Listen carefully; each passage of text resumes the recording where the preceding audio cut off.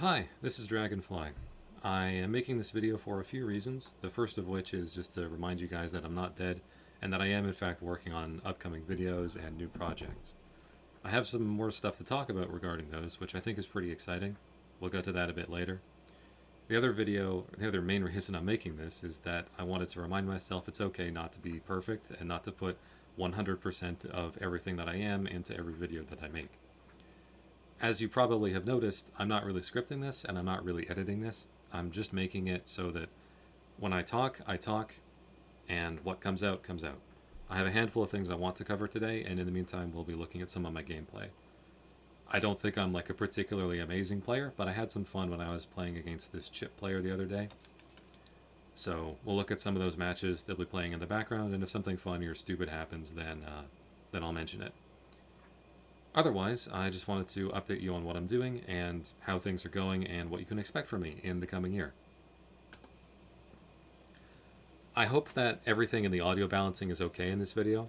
Anybody who's played Plus R knows that it's one of the loudest games ever made. Like, I don't think that that's an exaggeration. This game is so consistently loud that it's really just a huge pain to record audio for and record mixing for. Because it was meant to be an arcade title. So the reason why the audio is like that is because it's meant to show, or it's meant to grab people's attention from across an arcade, right? Of course, I'm not in an arcade, and I've never really played fighting games in an arcade, so that really just ends up being pretty annoying for me. Anyway, I'm the Red Faust, in case that wasn't obvious. This guy, Apple, is a pretty solid chip player. I found him quite by accident in the World Quick Play lobby. It's another thing you won't find in my normal videos. Me editing out all my my verbal typos, my misspeakings, stuff like that. Yeah. Anyway, he's a pretty solid player, and what surprised me about these games, and which you might see if you pay attention to it, is that he's a very, very passive chip player. Most people who play chip are just twitchy as hell, and they can never sit still for more than a second. But this guy actually plays chip very, very precisely, and it was very strange to have to adjust myself to that style of play. Which I ultimately did. I took a few games towards the end of the 10 or 15 we played. It was fun. Anyway, let's get into the meat of the video. Updates. So, I'm currently working on 2 projects, and I have a handful of other ones planned. The video that I'm working on currently is actually not about Guilty Gear at all. It's about Street Fighter V. Yeah, not really much to say about that, because I don't want to ruin the surprise and deprive myself of the motivation.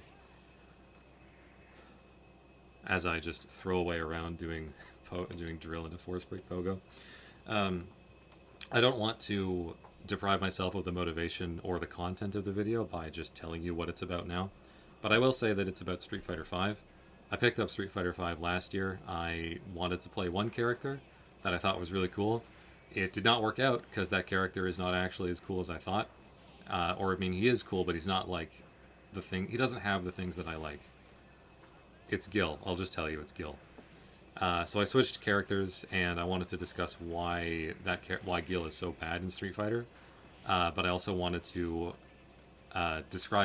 compare him to what the higher tier characters are like, to show what a good character is like in Street Fighter. Given that Street Fighter V is almost at the very, very end of its support, and that it's going to be not greenlit, it's going to be put on the back burner, put into hibernation. It's getting its last balance patch in March. I thought it was timely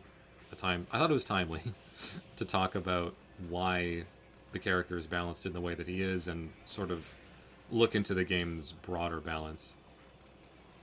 I'm sort of garbage at comboing off of Force Break Pogo or Force Break Slap Chop, in case you hadn't noticed. That was a sick air throw. It was about the only one I get this set. God, I love Faust 2K. God, I hate Faust far / whiffing on everyone. Anyway. That's the Street Fighter V video. I also have some long-term Exerd projects that I'm working with on another YouTuber. Those should hopefully be here sometime in the summer, but I'm not going to go into detail on them because they're very under wraps. It's the fact that I'm working with this YouTuber is a big deal, and I was really happy to get the opportunity because it occurred quite by happenstance. I just reached out because there seemed to be an opportunity, and I got to talking to him, and there was an opportunity. So what do you know? Yeah, that's a long-term project, and it's going to be a lot of work for me, but I think it'll be worth it in the end. Now, I also have some Exerd content which I want to be out sort of after all that stuff, which will probably be into, I guess, the fall. Most people will just make these videos and ramble over them, but I really want to put effort into them. Those videos are like Exerd tier list discussions. I know people have been asking ever since I made the Raven video to have more videos like that. And to have more videos describing why the characters at the top of the tier list are at the top of the tier list, and why the characters who are bad are bad. People have been asking about Exerd Johnny, Exerd Elfelt, Exerd Kai, and I do want to talk about them. I also kind of want to talk about Faust, because I've been really enjoying playing him in Plus R.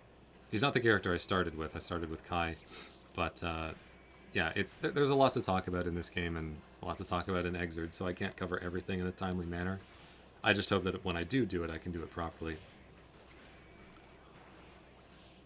Oh, I also want to have a video talking about the YRC, sort of like the yellow menace, the YRC menace in Exerd, and why it's such a polarizing, controversial system mechanic, and why people hate it so much. And why it's maybe not actually as bad as you've heard if you haven't played Exerd. And if you have played Exerd, you can probably imagine why it's probably not as bad as you've heard, because you've played the game, you know what it's like. Chip picked up the Chikuwa right there. Let me just go back in time. This is, sorry, tangent.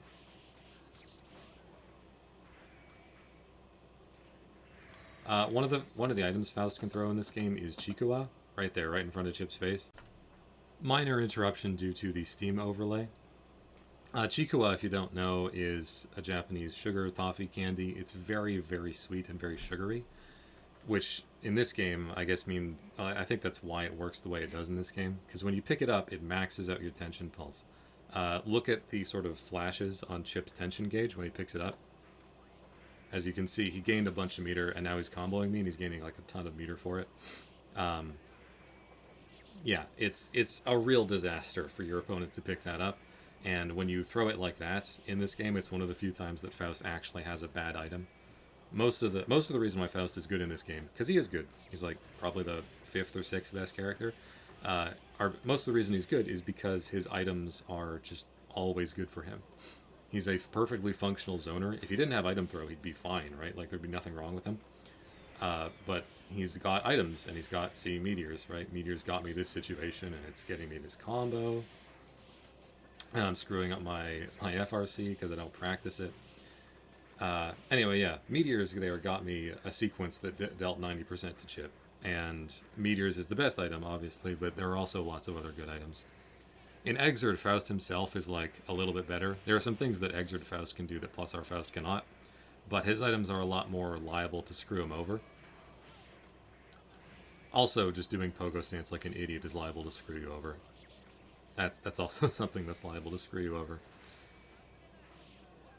Mashing 2K not going to screw you over, though. 2K is so good. Anyway, so that I was talking about, before we got into this tangent about Chikuwa and a Japanese candy, I was talking about videos, and the last thing I have to say about that is that I have some non-Exerd videos that I want to make about fighting games in general. Considering that I've spent so much time playing Guilty Gear and basically just looking for Guilty Gear gameplay in every other fighting game I play, I feel like I'm a bit under-equipped to talk about those topics, but that's never stopped anyone on the internet from sharing his opinion before, so who cares. I mostly just want to, well, the two videos that I want to discuss are the Arc System Works Dust Attack, or that's what I'm calling it for lack of a better term. If you're familiar with Guilty Gear Exerd or Dragon Ball Fighters, those games have really flashy cinematic attacks that you use mid combo. In Dragon Ball, it's what they call a smash property. Like, you get this cinematic thing where you punch your opponent into the distance and then run after him or fly after him. In Exerd, it's just the homing dust, which is why I call it the dust. because that attack was actually iterated upon throughout Exerd's life cycle, and it's appeared now in most other Arc System Works games as one of their sort of visual trademarks. Like it's in Dragon Ball Fighters. I'm pretty sure there's something like it in Grand Blue. Like there are a lot of small cinematic things where you'll zoom in on characters.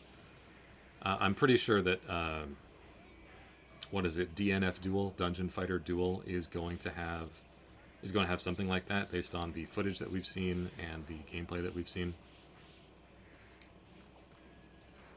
Yeah, it's also the Kill la Kill Arena Fighter, Kill la Kill If, which was not developed by Arc System Works, but was sort of published by them and was probably something that had their input on the 3D graphical art style. That game has that in spades. It has a lot of that. So I think it's their kind of visual hallmark, and I think people are consciously aware of it, subconsciously aware of it, but they haven't like discussed it formally a lot, and I want to do that. Anyway, that's all I had to say about my videos and other things. All of this is like up in the air, probably won't come to pass for months and months at a time, but if you're paying attention to the channel at this point, you're probably patient. So, without further ado, let's just get into my thoughts on +R and the game as a whole while you watch me get beat up by Chip here. As I said before, this Apple guy is really, really good and really patient. If anything, I think he could afford to be like a little more squirrely, because like Chip is really good at doing that. But he's got this style that is extremely, extremely patient. He plays Chip as like this high-speed whiff punish machine, and unfortunately, I don't think it comes up in here. Nice backdash. It doesn't come up here, but later in some of the sets, or maybe a bit earlier, you'll see it that he'll take like 10 hits to kill me, like literally 10 hits to kill me. And it only takes me like 3 hits to kill him. Although if I hadn't dropped my combo off of the dive kick, we might be looking at a different game. And it's one of the nice things about Faust in this game. He has a surprisingly high damage output, thanks to all the force breaks and other chicanery he can do.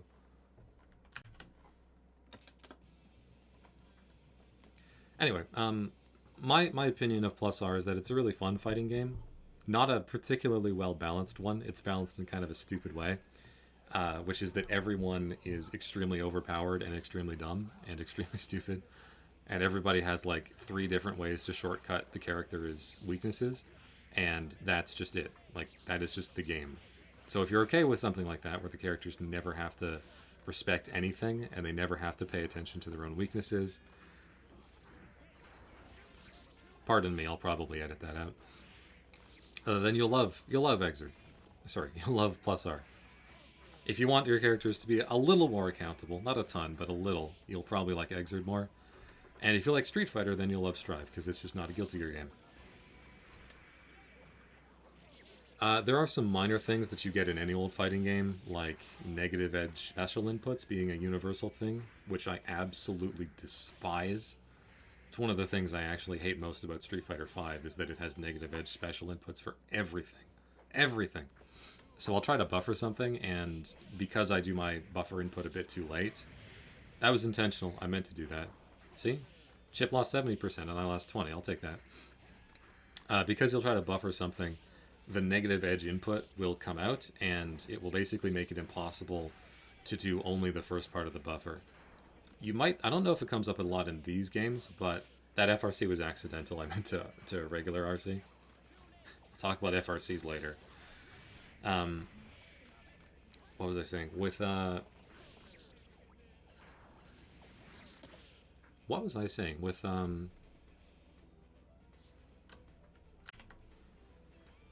Right, that's one of the things I don't like about Street Fighter, is that it has negative edge special inputs, and when I play Faust in particular, I'll try to do like 5p as a round start option, buffered into item throw, which is 5p 236p. But for whatever reason, it the timing just doesn't work out. So I'll do 5p, and then as fast as I can, I'll do 236p. But 5p recovers so quickly that the 236p, either because of the second input or because of the negative edge input, comes out anyway. And that's something that I personally really don't like. I don't, because I don't think about the way that I release buttons most of the time. And I have, you might have been able to hear it.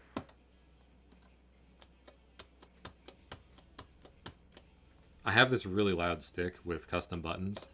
They're blue cherry micro switches, which is basically a fancy way of saying they sound like mechanical keyboard keys, because they require a bit of effort to press down. If you've played with an arcade stick that has like traditional Sanwa pieces, then, or Sanwa parts, then that they're really easy to press down, and I personally don't like that because I find that I sometimes get accidental inputs just from resting my hand on the buttons. So I had this arcade stick that I put custom buttons into, and it means that I have to think a little bit more, or I have to put a little more effort into pushing down the button and releasing it, which sometimes means that the release is a bit slower than it otherwise would have been, I guess.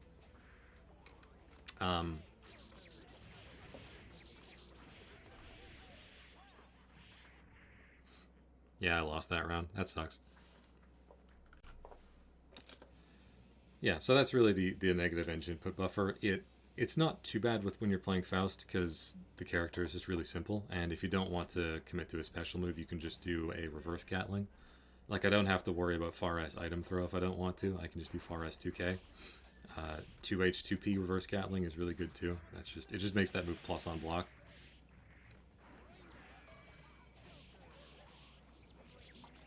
Another thing that kind of annoys me about plus R is, as I mentioned at the start of this video, the audio is friggin' all over the place.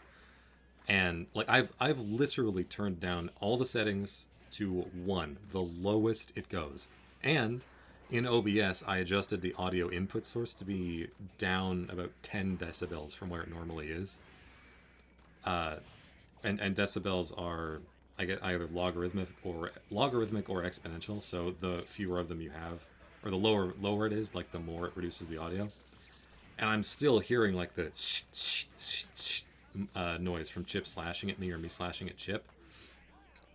And the force break noise, like I'm still hearing those. And I don't want to hear them. I can't hear the music, I can barely hear the characters, but these other sound effects are just overpowering. They just completely cut through everything. Some people will say that's fun. It's not fun. Like, you're wrong if you think that that's fun.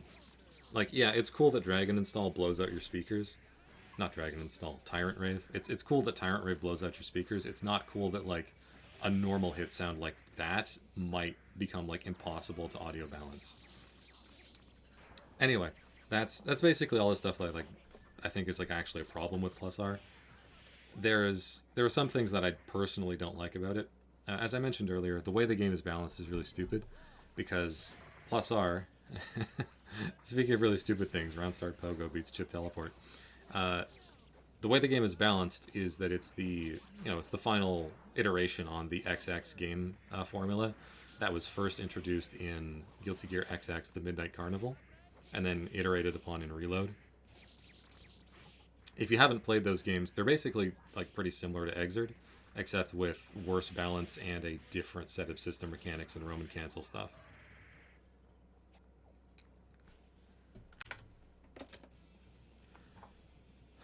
Plus R, the game was iterated on in XX Slash, which was a very weird version of the game. I haven't played it myself, but as a point of reference, as a barometer, Kai in that game has stun edge that is +4 on block at point blank. And Kai in the old games has a 4-frame 2P. So he can just do 2P stun edge, 2P stun edge, 2P stun edge, and it is completely airtight. No gaps, assuming he times it properly. So it's just this really annoying thing, because as long as he's doing that, you can't move out of it, you can't backdash because it's stun edge, it'll hit you. And any point during that, Kai can do 2P into dash throw or dash throw or like a frame trap or something. But why would you need to use a frame trap when you can just do stun edge from minimum distance, right? That was a sick chip combo. So Slash was a very weird version of the game. I would like to go back and sort of excavate or like unearth older versions of Guilty Gear games, because I don't think anybody who plays Plus R currently really remembers them that much. But that's another long-term project. After Slash came Accent Core, which was famously accident core. It wasn't particularly well balanced. And if you've ever seen any gameplay footage of Accent Core Slayer, you can sort of get an idea of what the game was like. Because that game introduced the force breaks as like a system mechanic. And the thing about force breaks is that they weren't like really properly implemented that much or that well. So when you had characters like Slayer, and I believe Testament 2 and Eddie, or Zato for my Exert players and Strive players, just doing absolutely ruinous amounts of damage all the time and not really having to worry about anything. One of the things that Eddie has in Plus R, which I believe he had in Vanilla Accent Core as well, is Exhaustion. Pardon me. Exhaustion is a force break where he just gets plus 100 shadow gauge. And you in your simple fool mind might think, oh, well, that means he gets it refilled to 100. No, he gets plus 100, which means that if he's sitting at 50, or like half the gauge, he gets 150, and it just overflows into a new bar. Because goodness sakes, you're spending 25 meter on the character with the most degenerate offense in the entire game. It would be a shame if you had to like think about how to manage your meter and your resources, wouldn't it? Anyway, you can look up footage from Accent Core Vanilla if you want to see what it was like and why it was so wonky. I'm talking about Plus R, and I should probably talk a bit more about it. Anyway, the reason why I wanted to describe all that stuff about the characters being like super obnoxious and everything, and how Accent Core Slayer could literally just like do 90% off of like some random close slash starter, is because Plus R sort of continues that balanced philosophy just in a more, I guess, a less offensive way. Which is to say, the way this game is balanced is that everything is overpowered. And I don't mean that in sort of the facetious way that people mean it when they talk about Exerd or, I don't know, like maybe some other kinds of games where everything's overpowered, so therefore nothing's overpowered. Faust Shortbox moment, did you see that?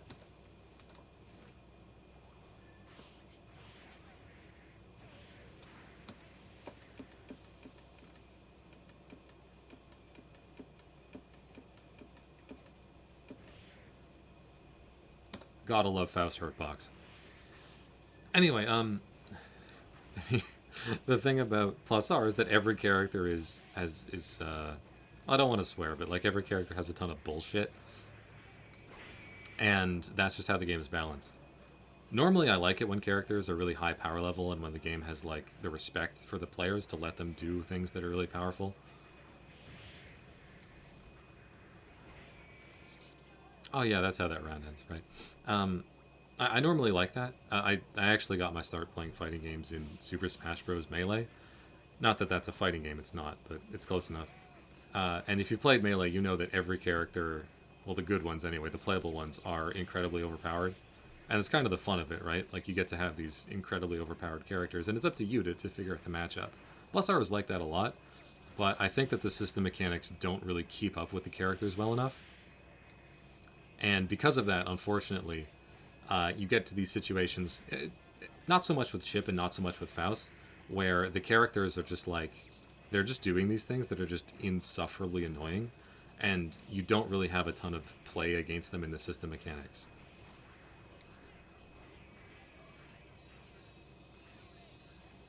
I don't know how I got away with that, Pogo.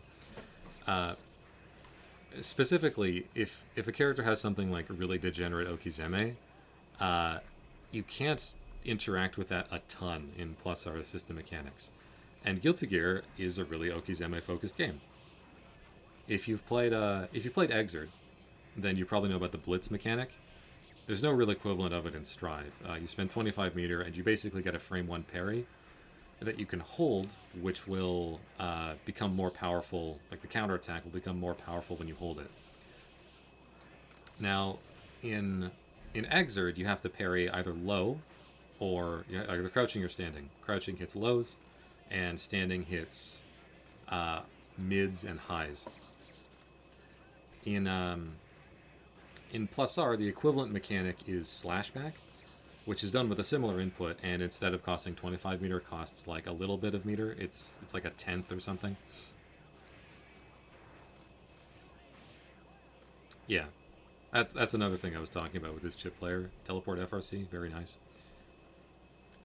And I'm not saying that just because I'm salty. Like he does his teleport FRCs very well. He wasn't just doing that to do something. He knew that it would work.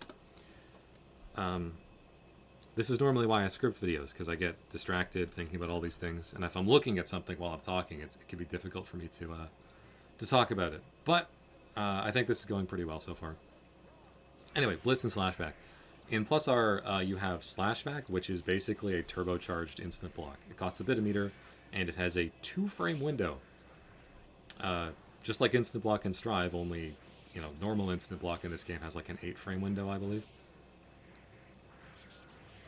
And if you do it correctly, you basically just cut out all the blocks done of the move that you would normally be blocking, which is good because there are lots of moves that are like, there are lots of sequences, let's say, maybe not individual moves, that are really kind of predictable and have the same timing. So you can use Slashback to punish those, because if you know what it's going to do, then you know what it's going to do, right? Just do it. If you know what your opponent is going to do, you can punish it with Slashback. The issue is that you don't punish DPs. The issue is that you can't do Slashback as a reversal. Like, it's hard-coded not to be a reversal option for obvious reasons, right? Like, if you have something that's a 2-frame window, you don't want it to be a reversal, because the whole point is that it's difficult to do. And if you allow somebody to time it consistently, then that kind of goes away, right? People would just Slashback everything on Wake Up. The thing is, and one last thing about Slashback. When you succeed on a Slashback, it makes the window for the next Slashback like 30 frames. So if you succeed on one Slashback, you can just mash it and you'll escape from whatever block string you were having to hold before.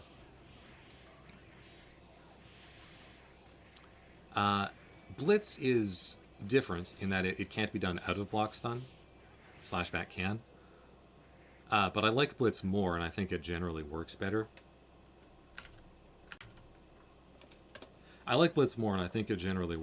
Because what's the problem with Exert? What's the problem with Plus R? Okizeme. Like, the characters are just really, really good at putting you into Okizeme situations and set play situations. And Blitz says, if you know what your opponent is going to do, you can challenge it, and you can sort of force your opponent. You can parry your opponent. In Exert, you put them in Blitz, you put them into this rejected blowback state, which is a specific state that has very few options. Basically, the only thing you can do out of it is Blitz back. So that's like the mind game, right? Will you Blitz back or will you not? In Plus R, it's well, here's an example, right? In Plus R, I'm fighting against the Johnny player, and this has happened to me. This happened to me fairly recently. That Johnny player was unblockabling me. He was doing his setting up Baka Sai, and he was doing Mistfinder unblockables, and he's doing them from like fairly long range away. I would say like Johnny far slash range or Faust 5p range, like maybe round start distance or a little longer. And when he hits me, he combos me up into the air, throws a coin at me, loops that a couple of times, then puts me back on the ground because he gets the first hit of Ensenga, which is sort of equivalent to the first hit of Zweihander's sort of fire attack in Exert. So it knocks down, and then he sets up the Baka Sai again, and sweet, it's an unblockable. I can't friggin' block it, what can I do, right? Well, Faust has pretty decent, but not like great defensive options. They're good for a zoner of his caliber in this game, but they are not particularly good at like fighting this kind of pressure. Like, his backdash wouldn't be good enough. His slap chop wouldn't be good enough because it's only a high profile, not a true reversal. His wake up super might be good. It's not good there. But that costs 50 meter, right? 50 meter. I could dead angle out of the block stun of whatever he's meeting me with, and then try to dead angle through the Mistfinder. But Faust dead angle is pretty small, so that may not work. Faust dead angle is, sorry, it's not small, it uses his 6p hitbox, so it's very vertical, but not very far horizontally. So there's really nothing I can do against this particular flavor of Johnny unblockables. there's really nothing I can do about it. I just have to eat it and try to burst properly. But the thing about Johnny's combos is that he starts them from fairly far range because he's a footsies character, and he like launches you and wall bounces you all over the stage. So if you want your burst to hit, you need to wait until he's right near you, and that's not always something you can do. Also, you might not have your burst, right? In Exerd, this same situation actually exists, and it's one of the reasons why Johnny is so good. He doesn't like he gets the combo a bit different way, but he can still put you up into like do some combo, launch you up, do first hit Y-hand or fire attack, and then do RRC, like Red Room and cancel, wait for you to hit the ground, and then set up Bakusai while you're falling, and then meet you with coin or 2S or something, and then do the unblockable Mistfinder, which you can't escape from, right? In Exerd, you can blitz. You can, at the very least, in this unblockable situation, you can blitz against Johnny's Mistfinder unblockables, and you can force an RPS afterwards.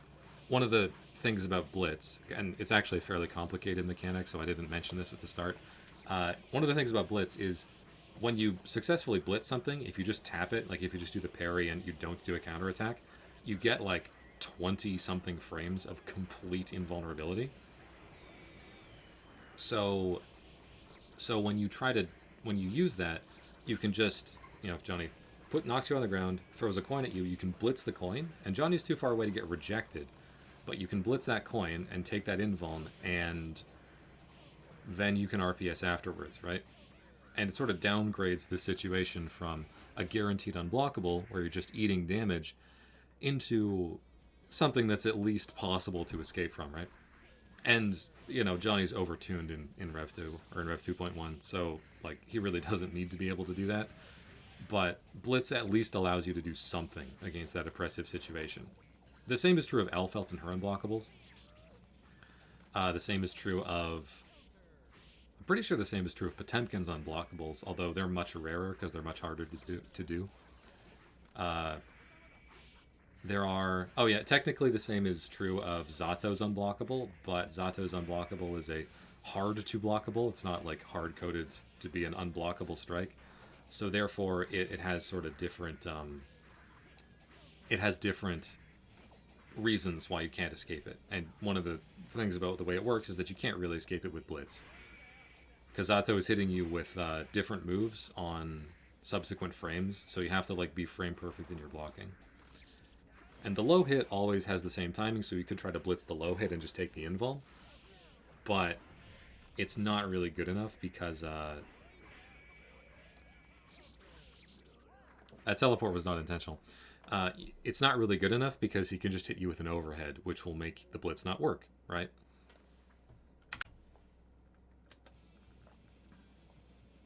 Hopefully I'm not going into the same match twice. I'm pretty sure I'm not.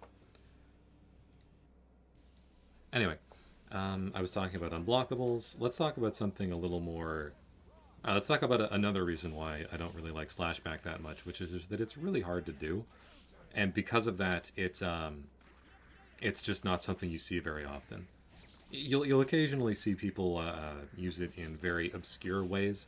You'll occasionally see people use it in highlight reels and clips and stuff. But I've played about 1,700, 1,800 games of +R. I have like 130 hours in it now. I've never once seen people use Slashback intentionally. Like, I've never once done a pressure sequence to someone and had him had him Slashback it, and then had me think, oh, he did that on purpose. When I was first playing this game and I was getting used to the muscle memory, I would sometimes do Slashback accidentally because I was trying to do dead angles, and I generally use S and H to do dead angles. So I'd be blocking, and then I'd push forward SH to do a dead angle, and I like wouldn't have enough meter or something. But I would have enough meter for a Slashback, and that would happen. And I would think, oh right, that mechanic exists. And I personally don't think that mechanics that act like that are actually very good. If I can play almost like the better part of 2,000 games, and go from like beginner to intermediate in this game, and I don't use it, and nobody I see uses it, then it's probably not a very good mechanic. people who, like, again, I want to be clear. So before this game had its rollback revival, I actually watched it a little bit. Because before the rollback era, this game was like, there were like 30 people in California who just kept this game alive, and that, like, they just were the scene for this game. So I watched tournaments where they would play, right? Like random side tournaments at Anime Ascension or other like Air Dash or fighting game events, and they wouldn't use Slashback. I would go entire 4-hour brackets, like 4-hour VODs, maybe like an hour and a half to 2 hours of gameplay. Nobody uses it. Nobody uses it. Not once. Like Kadako, the Mei player, the Japanese Mei player, would use it, but Kadako is just a monster. So like if you're holding yourself to his standard, don't, because you can't be as good as Kadako. Also, the thing that really defines Plus R is the FRC system, because it has a different RC system compared to Exerd. And the main difference is that it doesn't have anything equivalent to a PRC. In Exerd, there's a purple Roman cancel, which is basically a scrubby way to not have to commit to anything. Pardon me. You can PRC the recovery of a move. And if that sounds really stupid, it is. But it makes sense. It makes sense from a certain perspective, because the point of the Exerd Roman cancel system is to let you Roman cancel at any time. FRCs are the sort of polar opposite. They don't really want you to Roman cancel except at specific times. And that's your reward, right? Like if you can, first of all, if you can go into training mode and identify that there's a blue flash in the input display, if you have the input display turned on, then you'll think, oh, I guess I can Roman cancel there, because the FRC circle is blue and the input display flash is blue, I guess. I don't know. And then you would try to FRC and you would get it if you were like within the window. And that's really the issue. It's not like I guess I have a minor problem with FRCs being like character and move specific, and not having and not really being a player thing. It's just a developer thing. We think you can FRC here at this point in the move. Why? Just, that's what we as developers feel. So that's fine and all. I don't really like it that much, but I could live with it. The thing I really don't like. Sorry, I'm gonna feel good for myself here. I threw the bombs. I threw the item super, and I identified that 2 bombs came out, and so I thought, oh, this guy is really patient. He's just going to sit here and block. I should do something with these bombs. I wonder if I can cross him up. And I did super jump into air dash, and he's blocking, holding back the block. And as you can see, he starts faultless defending. And then because I cross him up, the faultless defense makes cross-up protection not work. You can see it here. He's blocking, and then I'm behind him.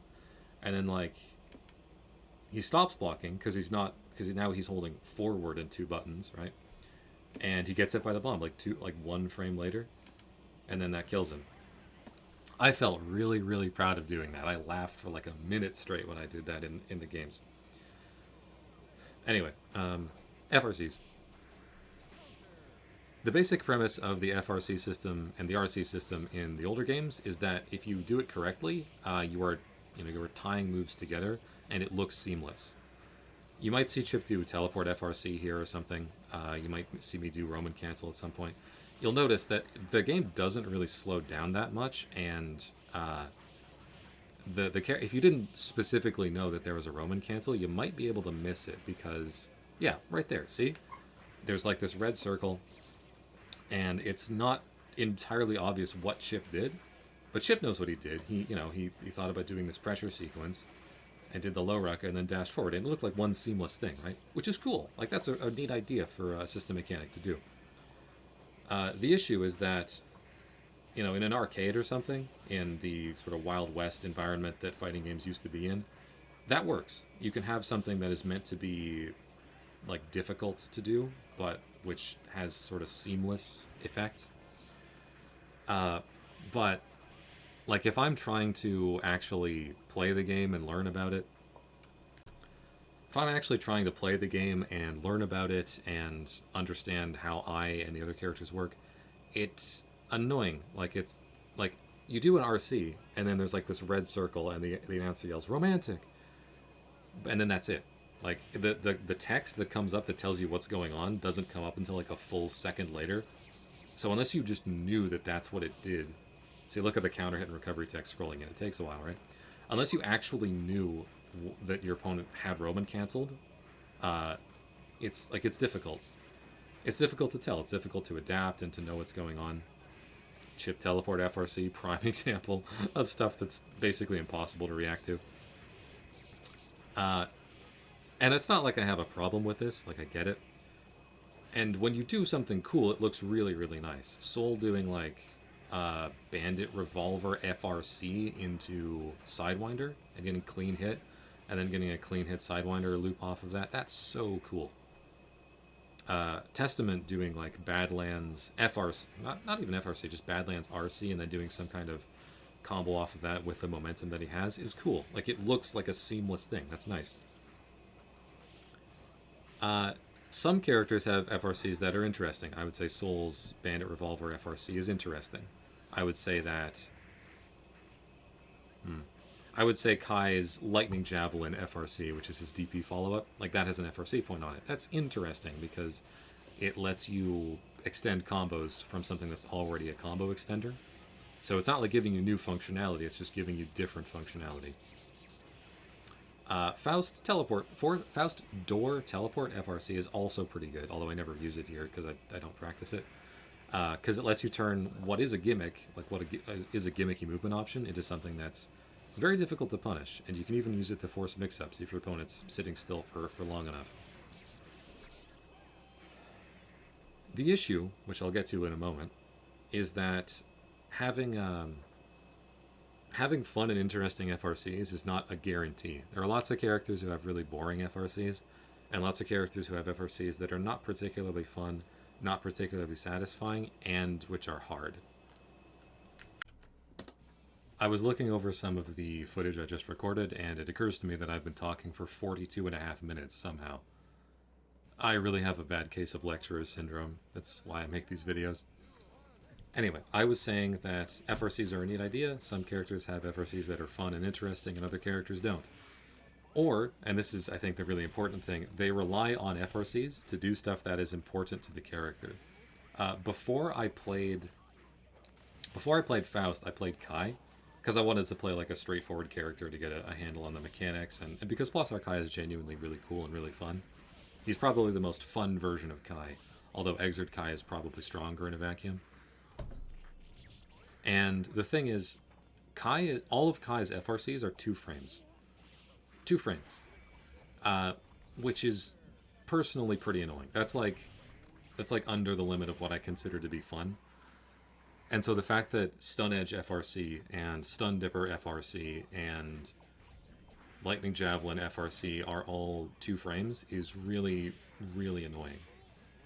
Because I don't find it fun to do a move and then wait and then just do something else. And it's not that I like have anything against that particular style of execution.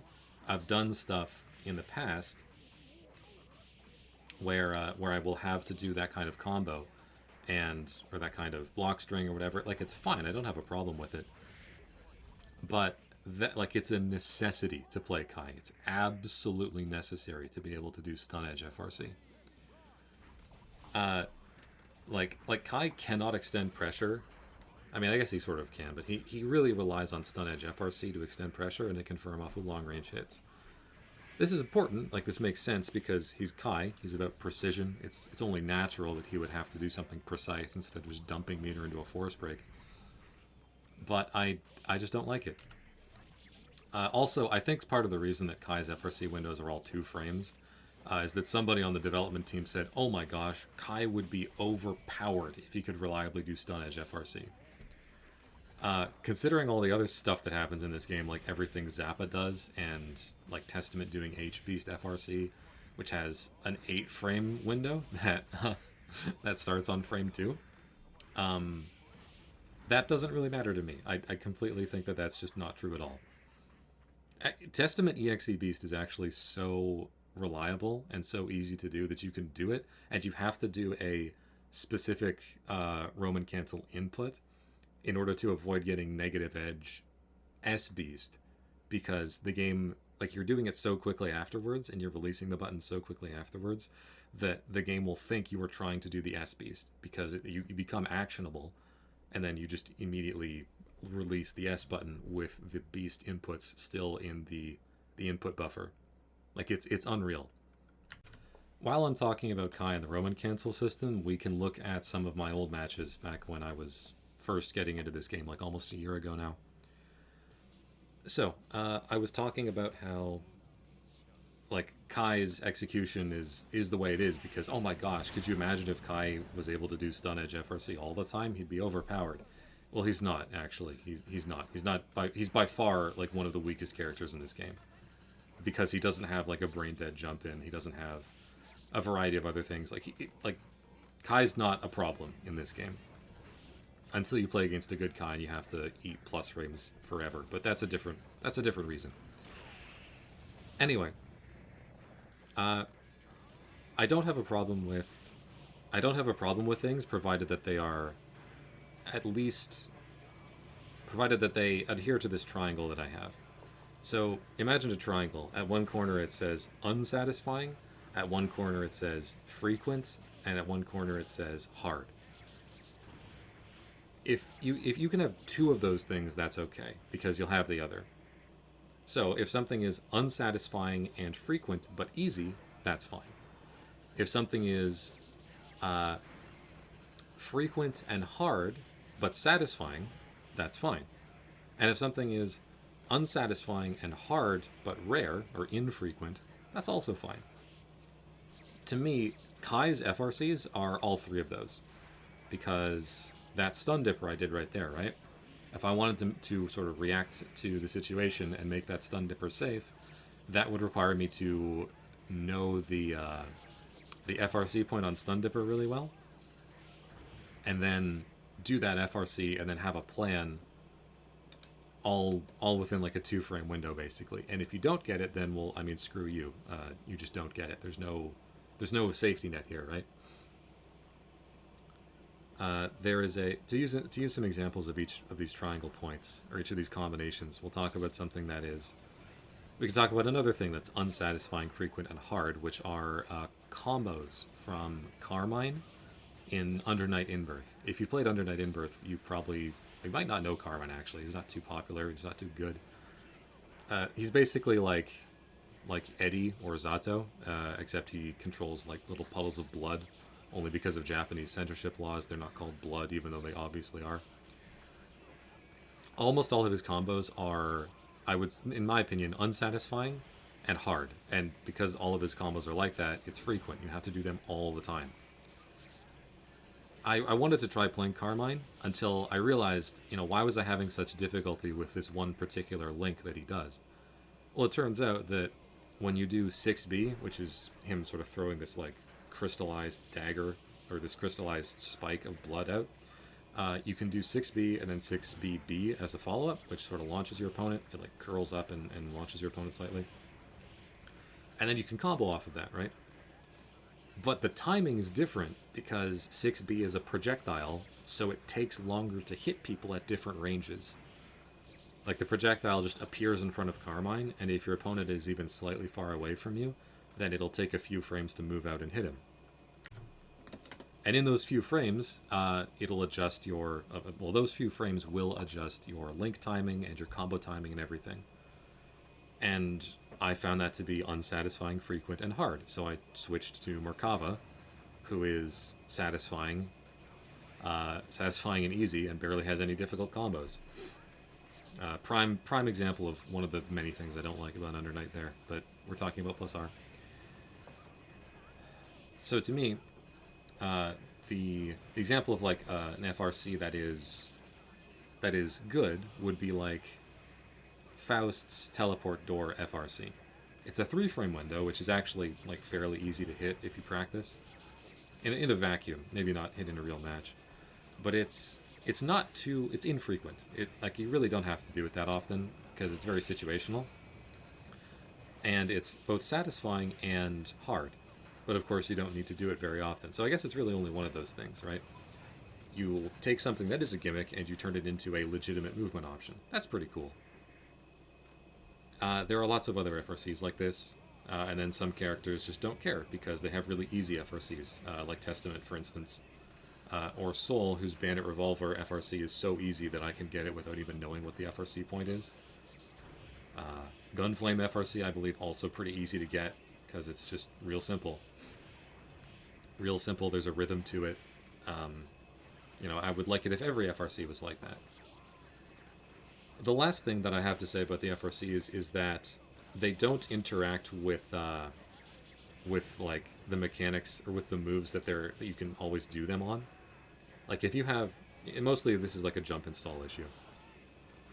So if you don't know what jump installing is, it's basically tricking the game into thinking that you did a normal jump when you did something else that put you airborne. For Kai, if he does his uppercut, Vapor Thrust, and then does the follow-up Lightning Javelin, he can FRC that. And when he FRCs Lightning Javelin, he basically keeps his momentum and keeps his trajectory, but he gets to act a little bit sooner. But because Vapor Thrust doesn't let you have air actions, and thus Lightning Javelin doesn't let you have air actions, if you just do Lightning Javelin FRC, all you're doing is being slightly more plus off the end of Lightning Javelin. You're not actually doing anything that like allows you to do a cool combo and like air dash forward and do like another Vapor Thrust or an air combo or anything. It's literally just you get to act a bit sooner.